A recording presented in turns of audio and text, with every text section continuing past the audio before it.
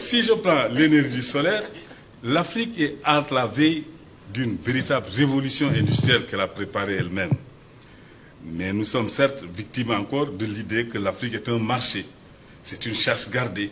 C'est-à-dire, il faut éviter qu'on ait des locaux qui fabriquent des produits qui nous empêchent de vendre les nôtres et donc qui nous suppriment notre marché.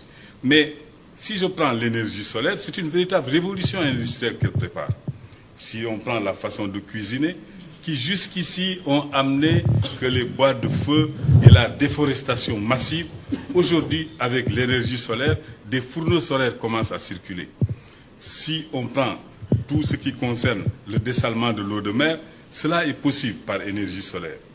De même, si on prend les moyens de transport et de communication, des brevets d'invention sur le train électrosolaire existent. L'Union européenne des chemins de fer le sait. Mais nous avons des problèmes encore d'obstacles, de gens qui disent qu'il ne faut pas qu'ils fassent ça en Afrique parce que les véhicules à pétrole ne marcheront pas, ne nous donneront pas beaucoup d'argent, notre marché est supprimé, etc., etc. C'est pour ça que je suis optimiste. Et je me dis, le jour où l'Afrique formera ses propres élites, comme Myriam le dit, probablement les choses changeront et qu'on enlève l'idée de l'aide internationale. Aucun pays du monde ne s'est développé par l'aide et la mendicité internationale. Il faut que nous comptions sur nous-mêmes d'abord, évaluons nos faiblesses, nos défauts et comment nous améliorer. Notre présence en Europe nous a...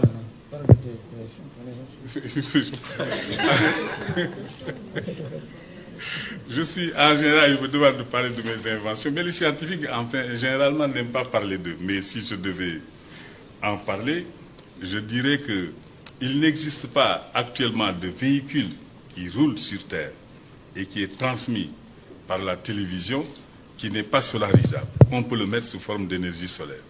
Certes, le modèle, il faut quitter l'idée de voiture solaire comme voiture à essence ou comme voiture électrique.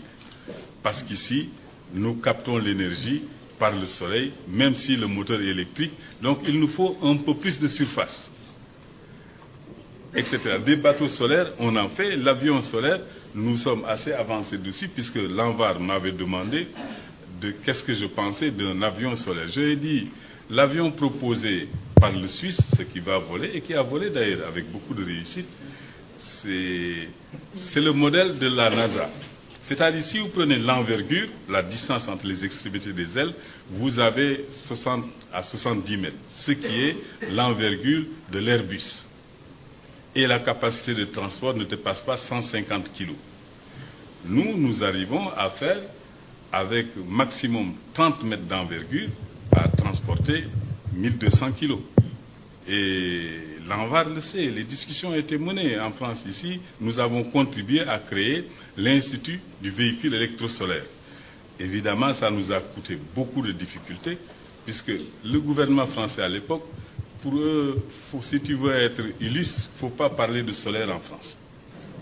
Ici, il faut parler d'autre chose. Alors, ce brevet d'invention existe et ça a été difficile de les avoir ici d'abord parce que quand on dit on propose un train électrosolaire, au départ, ils rejettent toujours.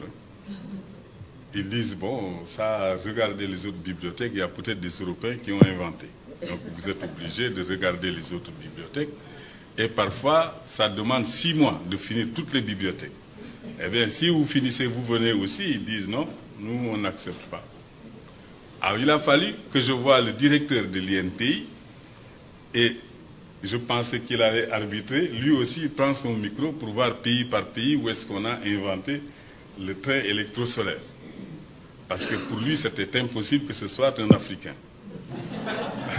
C'est normal, c'est l'imaginaire français qui est construit depuis des siècles. Ce n'est pas vous qui l'avez construit, vous en êtes le résultat. On a toujours dit le noir ne fabrique, était incapable d'inventer. Vers la fin, il m'a fait un papier pour qu'on accepte le dépôt.